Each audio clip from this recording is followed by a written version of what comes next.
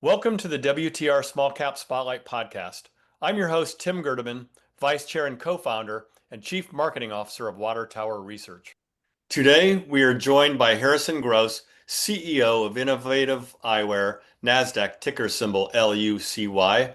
Also joining is my WTR Equity Research colleague, James Kisner. Innovative Eyewear develops and sells cutting-edge smart eyewear, including prescription glasses, sunglasses, safety glasses, and sport glasses. Very interestingly, the company introduced the world's first smart glasses powered with ChatGPT. Good morning, and thanks for joining. Morning. Hey, thanks for having me. So, as this is not your first podcast with WTR, we're familiarized with your company. However, for those listeners today who are new to the story, can you please provide them with a high-level overview of Innovative Eyewear's business model and investment thesis to kick things off? Sure. Our mission is to upgrade the world's eyewear by adding useful technology features to comfortable prescription-ready glasses. We shipped the world's first prescription smart glass back in 2018, and since then we've made it our mission to make the category of smart glasses more accessible, enjoyable, and useful for the average consumer. We don't make niche products. We really make mass market smart eyewear that's designed to disrupt the traditional optical industry and bring powerful new AI features to the glasses that we wear every day in the styles and shapes and sizes that the glasses wearing population is already accustomed to. Excellent. Well, I'm excited to hear more about the story here in a moment. James will be asking you a few questions, but there's barely a week that goes by that I've not been hearing about smart eyewear in recent weeks in the Wall Street Journal, Bloomberg. So it's definitely a very timely topic. James? Absolutely. Yeah, thanks, Tim. And thanks again, Harrison, for coming. Can you drill down a little more into the technology and kind of the core intellectual property that your company has and what may give you a competitive moat? Yeah, absolutely. So to start off, before you even get into the IP, smart glasses are very difficult to make at a very high level. You need a cross-disciplinary team that combines optical engineering experience, audio engineering, AI engineering, all these different things come together to make a great pair of smart glasses. So I think that's like the sort of the first rung of our moat is that we have this very unique cross-disciplinary team that we've assembled over the last 6, 7 years that alone gives us something of a competitive advantage. We have professionals that used to work on Bose products, professionals that worked on Luxottica products, all coming together to make Lucyd Eyewear. In addition to that, we have developed a patent portfolio consists of about 110 patents and applications. About 70 of those were developed by my team, and about 40 that we licensed from other intellectual property holding entities in the smart glass space. So a combination of our sort of unique capabilities in developing smart glasses at sort of global level, this has been developed over the last 7 years or so. My team has just been completely focused and consumed by smart glass R&D. And then that combined with this, pretty large intellectual property portfolio that we've developed for a young company, that gives us, I would say, some protection in the space. That said, Bluetooth smart glasses, which are our core product category, is something of a known art, and we have freedom to operate in that space, so do other people.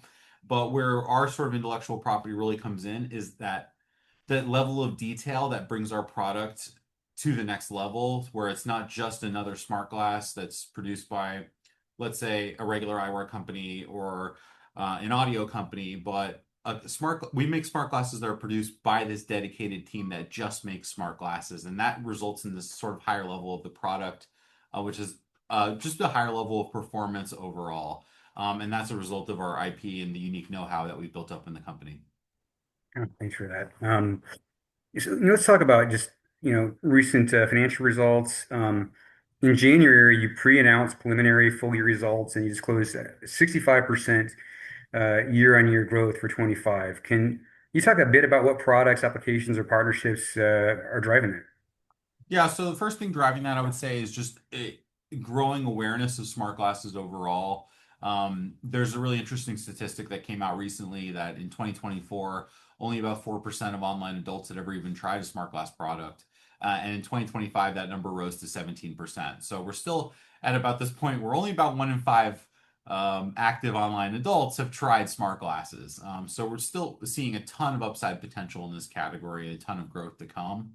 So I think that, yeah, largely what has been driving it is increasing consumer awareness of the product category. And now people know that they can get glasses that do more than just correct their and protect their vision, but allow them to connect to AI, connect to each other, and access their apps hands-free. Um, Particularly when it comes to our growth in 2025, a lot of it was attributed to our smart safety glass product lines called Lucyd Armour. Here's one of them. And it's a very stylish, sporty looking safety glass, which has a lot of flexibility in terms of how it can be worn. So because it looks sort of like a regular sunglass, people wear it at work, but they also wear it in their leisure time as their main sunglasses. So that flexibility has brought a lot of attention to this product. It's also pretty unique on the market. As far as we know, it's the only ANSI certified smart safety glasses. So it's actually usable in a workplace that requires safety eyewear. So this product has been sort of our dark horse winner out of the gate, and it's become our most popular product since we launched it in October 2024. Okay, great. So, kind of relatedly here, as you look back on the past year, what do you think are the two or three most significant milestones that your company has accomplished over the past year? Well, yeah, I'd say that, that sales growth is one of them because it's very difficult to sell millions of dollars of smart glasses. This is a very challenging space. We're really having to educate consumers as we sell to them. So I think that we've really improved our go-to-market, both on the e-commerce, and we've really professionalized our B2B side. And we're developing this new like white label business unit where we're going to create custom smart glasses for major retailers. And for companies that want to outfit their workforce with it. Other than that, we also launched our Reebok smart glasses in April of 2025. This was our first brand collab with Reebok, and our first smart glasses really designed for athletic use. Here's one of the models here. And it really does look like those wrap sunglasses that runners and cyclists like to wear every day. And now they have safer open ear audio built into those glasses. So it's a really great product for anyone that sort of enjoys athletic outdoor activities. So that was another major launch. We had that in the middle of last year. And but perhaps most important, we completed a lot of principal R&D on two upcoming collections we have. We're launching two new platforms this year. One is a new kind of all-around optical smart glass. I'm wearing it right now. It's our lightest and thinnest frame when it comes to just kind of all-day optical wear and use. And then we have another platform coming out later this year that's really designed just for voice AI. It's extremely lightweight and thin. So we made a lot of progress on the product side, in addition to our go-to-market.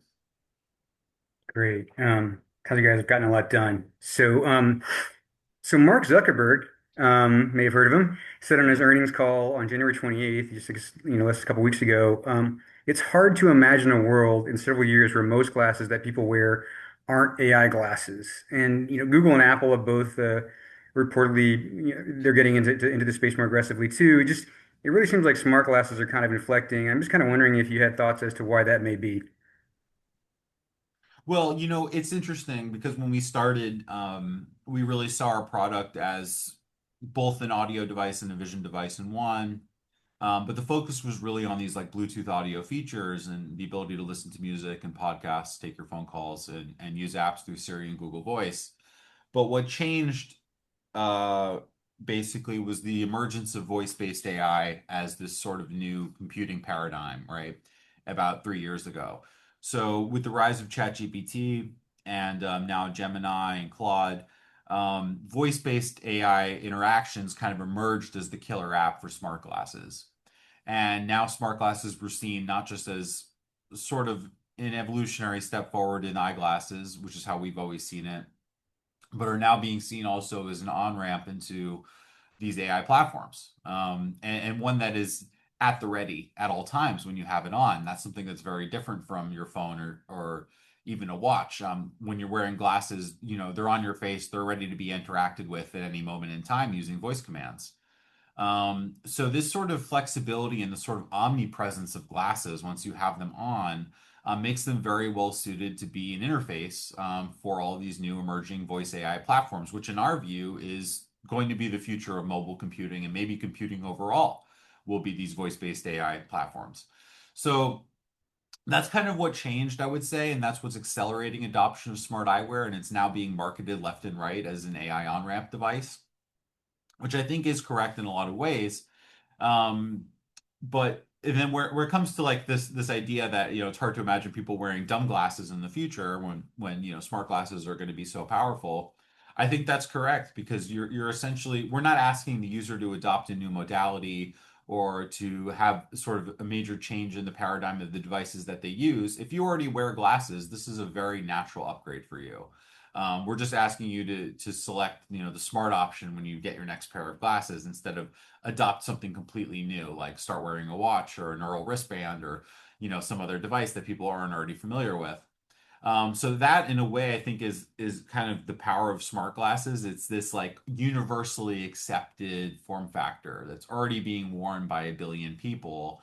So it's a lot easier to sort of to channel that omnipresence of glasses that's already there into this new computing paradigm that we're seeing with the emergence of voice-based AI. So it's all kind of part of this tapestry of AI that's coming, and um, and that's not something that was immediately obvious to even those of us that were working very close with smart glasses, 3, 4 years ago, that it was all going to be about AI. But that's kind of where we are today, and now we see, a pair of glasses as your sort of remote control for all these other devices, all these other functionalities that we want to do in the world of smart technology can all be controlled by our glasses ultimately.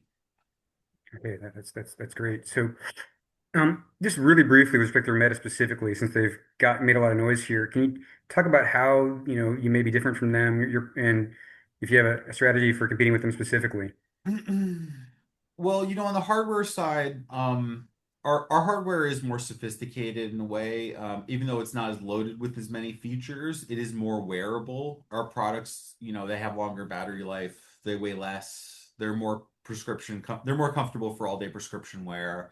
And these are really important things when it comes to like the ergonomics of glasses and the ability to wear them all day long, which cannot really be compromised. Because as soon as you start compromising on that, you end up with Vision Pro and you end up with these kind of bulkier products that just don't suit the needs of the mass market and end up kind of, in these niche lanes.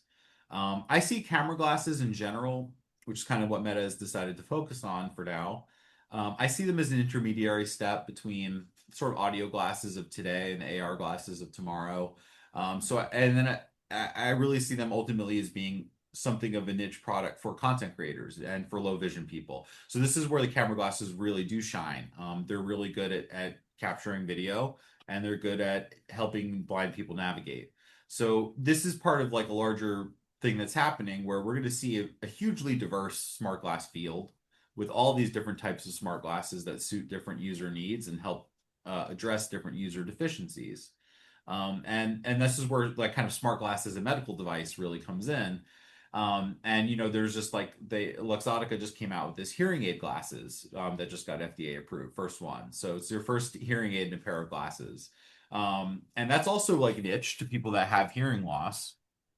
But it's an example of how smart glasses are kind of becoming this diversified field that are going to address all of these different user needs. So, in my view, Meta is going to continue delivering glasses to people that want to create content on Meta platforms, and that's fine. We're going to continue delivering glasses to basically everyone that just wants vision correction and access to AI. And that's kind of how we're going to see the smart glass space shake out, I think, in a lot of ways is, companies are going to pick these different lanes that they want to play in and they're going to focus on them. And that's kind of how it has to be because smart glasses are so specialized. But yeah, in general, I think our product is more suited to the average consumer who's looking for new AI features in their glasses, the ability to listen to music and take calls hands-free. And we're doing that at a price point that matches regular eyewear. But if you're a content creator and you want to take, dozens of videos a day and post them on your Instagram, then the Meta glasses are going to be better for you. So it all depends on kind of what uses you're looking at looking to get out of the product. Great. So, as you look into 26 and beyond, like what are you most focused on in terms of driving growth? And is it more innovation? Is it partnerships, marketing investments, expanding distribution, or something else I haven't listed? I think it's all about retail distribution right now for us. We've largely completed our principal R&D. We're continuing to make incremental improvements to the product every year. But now we're at a point where the consumers love our products. When they try them on, they like them, they adopt them, they switch from regular glasses to our product every day. And now thousands and thousands of people around the world are wearing Lucyd Eyewear instead of regular glasses. So I think it's all about getting people the chance to try the product. Still, smart glasses are a little bit nebulous. It's hard for people to understand exactly what it's like to use different smart glass products just off of a web page or off of an influencer video. There's really no substitute for an in-person demo when it comes to this product category. And that's why we're trying to partner with everyone from cell phone shops to traditional eyewear companies to put these products in front of consumers, let them try it, and let them put it in their prescription if they need it. So that's really the main focus right now. We're in talks with a number of big box retailers, a number of major hardware retailers as well for the safety glasses, getting these products out on the shelves and in front of consumers starting in the US and Canada and then moving out from there. So we've been going to a lot of trade shows all over the world, both in the eyewear and the tech space, and really trying to get the message out about our product. But yeah, it's all about getting these major retailers to put it in. That's what I see as like the kind of missing piece of our business right now.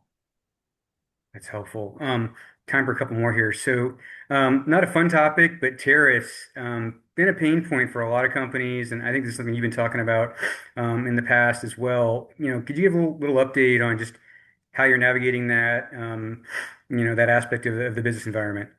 So obviously it was a bit of a roller coaster last year with that and the rates going up, coming down, going up, coming down. It was hard to plan. Where things ended up actually uh, right now, it ended up in a pretty favorable spot for smart eyewear, which is really ironic. Smart eyewear is actually a lower tariff rate than regular glasses. So this actually helped eliminate some of the pricing edge that regular eyewear had over smart glasses and kind of bring the two closer together in price, which is really interesting. Regular eyewear is still around a 40 to 50% tariff, whereas smart glasses are 17%. So, and this is because of some carve outs that were made at the behest of Apple and maybe other major tech companies to because smart glasses are imported as a Bluetooth audio device, not as eyeglasses essentially. So we got a little bit lucky, I would say, but we didn't kind of rest on our laurels. In response to the tariff situation, we built a global fulfillment network. We now store product and dispatch it from the Netherlands, from Canada, and from Hong Kong. So we have several different warehouses outside the U.S. and we're able to basically do business outside the U.S. a lot more easily as a result of that. And obviously, any major partnerships we have outside the U.S. are not subject to U.S. tariffs. So a big part of it has kind of turned our lens away, pun intended, from building business in the B2B business in the U.S. as much, and we're starting to really focus on building the business in Europe and Asia, and Latin America. So some of our resources have been kind of spread out over the world, and we're kind of doing more of a global sales effort now than we were in the past, where it was all about the U.S. and Canada. So I would say that's been the major result for our business. We built this global fulfillment network and we've tried to like kind of globalize our sales effort in general. And that's actually yielded a lot of really positive returns. We just went to the big eyewear trade show in Italy, and we only started doing that, after the tariff stuff, started going down, and we got like a really significant list of leads from that show. And we're able to work with them at really great price points because those products are never going to be subject to U.S. tariffs. Um, at the same time, we also looked into our alternatives for manufacturing smart glasses outside of China. The options are really limited for doing so, but there are some significant alternatives in Taiwan and Vietnam. We're now aware of those alternative channels if we need them in the future. But for now, we're continuing to manufacture our products in China. Um, so yeah, so I think this is much more of a problem still for traditional eyewear companies because they're still paying these really exorbitant tariffs. Smart glasses have been kind of lucky in that we're only paying essentially an 8% higher effective rate than we were before Trump took over. So all in all, it's calmed down a lot on that front this year, and we're able to focus more on building our business instead of navigating those waters. That sounds good. So, final question to wrap up. Just as we, if we were to reconnect in a year, Like, what kind of achievements or set of metrics or milestones would you encourage investors to look at to kind of show that you're making progress in the story? Well, I think it's really doors. These getting these retail doors going. That's really, that's our number one focus right now, and where we want to really see progress over the next year.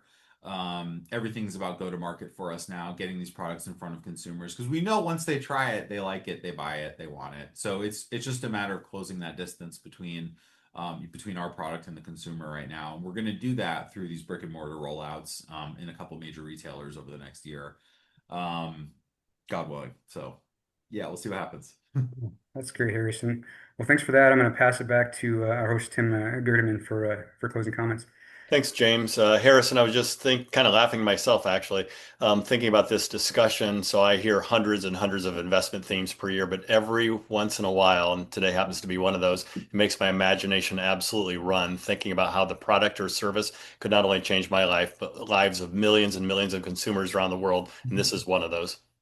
Yeah, absolutely. I think essentially Zuck is right here. In the future, most people are going to be wearing smart eyewear if they're wearing glasses. I think that's absolutely correct because it delivers more value, more functionality in the same package.